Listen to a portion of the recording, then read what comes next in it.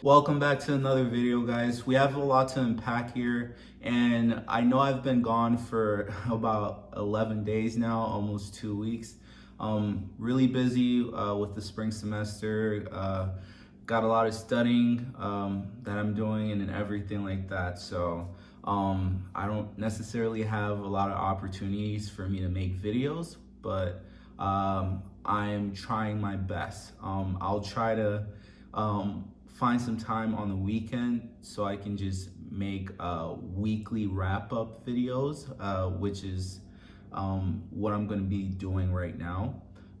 So yeah, that's going to be the proposed schedule for my upload times. All right, so what we're going to talk about in this video is basically about some sentiments within the Veve market, as well as some sentiments within the Veve community, whether it's the good and the bad. I'm not going to touch up on any drama that's gone on. I'm just going to talk about sentiments negative that has to correlate with Veve collectibles, as well as the Veve app, and some positive things that's going to go on. And at the end of the video, I'm going to talk about my top 3 long-term hold Disney golden moment collectibles.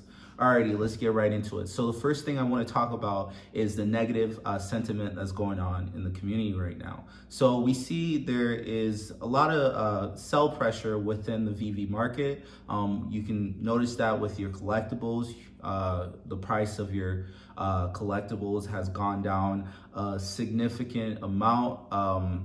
I'll say some 20 or 30% loss compared to previous all-time highs.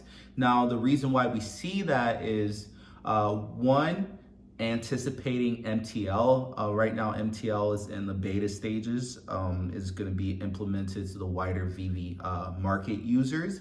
And also, the main thing is a lot of negative things going on with bots. Every time Veve posts a post on Instagram or Twitter, there's a lot of people sending screenshots of the marketplace with some very questionable avatars, and basically just outing them as bots just because they don't have a profile pic. Not to say there aren't bots on this app. We all know bots is a main problem, within the Veve app. But to say that they're not doing anything to stop, counteract this is just plain false, And also, someone not having a profile picture doesn't automatically make them a bot. There's a lot of new users within this Veve app, and so not a lot of people are going to have the time to put up a profile picture, and not a lot of people are going to be that into the Veve app like we are in order for them to be able to customize their profile. So that doesn't automatically make people, these users, bots, okay? And another thing I want to touch up on is I do see the same screenshots circulating around Veve social medias. Now, I don't know if there's some sort of hidden agenda with that. It's kind of becomes suspicious when there's the same screenshots just circulating around every single time Veve posts something, Now, they did have an issue with the two-factor authentication within the app, and they quickly resolved that after like a few hours.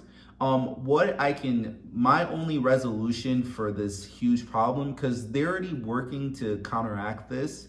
This is evident by a bunch of these bots basically selling gems for fiat at a very low rate, because they know they're basically shit has really hit the fan. Excuse my language, but shit has hit the fan, and now they're looking for a way out.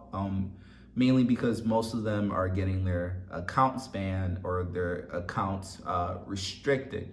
The main solution that I see going with this moving forward for Veve to do is to distinguish the many different IP addresses that are on the Veve app. Maybe you can limit the amount of Veve accounts with one per IP address. I feel like this is a great way to counteract this just bot sentiment, and as well as the actual bots that are on the app. Now, this might be a drastic measure for some people in the community. Let me know what you think about that, and let me know if you think that's too drastic of a solution. All right. Now that we talked about the negatives, let's move on to the positives. And the positives is the recent drops. The recent drops have been awesome, especially if we're talking about the Mickey and Friends drop. Luckily, I was able to get the Daisy Duck card, and I was so stoked. I got it on drop day, and I got a pretty decent mint number as well, so I was really excited about that. And we also had the Marvel Mighties with Green Goblin first appearance in collectible format. So that was really cool too. Unfortunately, I wasn't able to get the Marvel Mighties drop, and I didn't bother to try for it in the secondary market. But those who landed that drop definitely seen some huge gains just from those collectibles. So I thought that was awesome. Alrighty, now the moment you've all been waiting for, I'm gonna give you my top 3 Disney golden moments long-term hold. All right, so the first and foremost, it has to be the partner statue. I really wish I would have just attempted to go for this drop in November, but I was just too hesitant with it, and I missed the opportunity basically. But the partner statue at 40K, I believe that is gonna 3x, or at the very least, it's gonna touch 100K by the end of this year. The reason why I believe this is giving the amount of growth that Veve is expecting with 20 million users, and I do believe Veve will hit that 20 million user by the end of this year. Now, that exponential growth is going to bring a lot of buyers, and not just regular retail investors, but also those high player, those high rollers, those ETH whales to come within the marketplace, and they're going to be going for those more prolific collectibles and those more sought after collectibles. And the partner statue is top 3 of the best collectibles within the Veve app. Okay, second, we're gonna talk about R2D2. Now, I personally own a R2D2. I personally own a sub 200 mint, and boy, oh boy, I am not selling that for the longest. The gains that we've seen already with the all-time high of 9,500 gems with R2D2, I do believe that R2D2 is gonna hit a minimum of 20K end of year, because we haven't really seen the Star Wars fan base or Star Wars fanatic really enter the Veve app yet.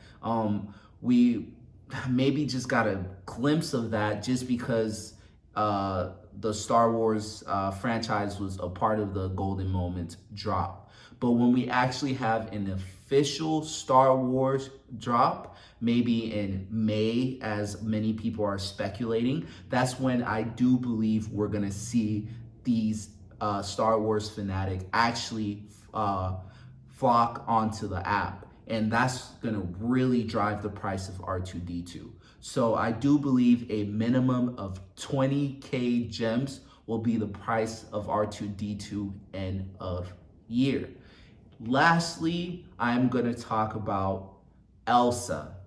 Now, many people are gonna downplay Elsa, and I'm gonna put Elsa above CP3O.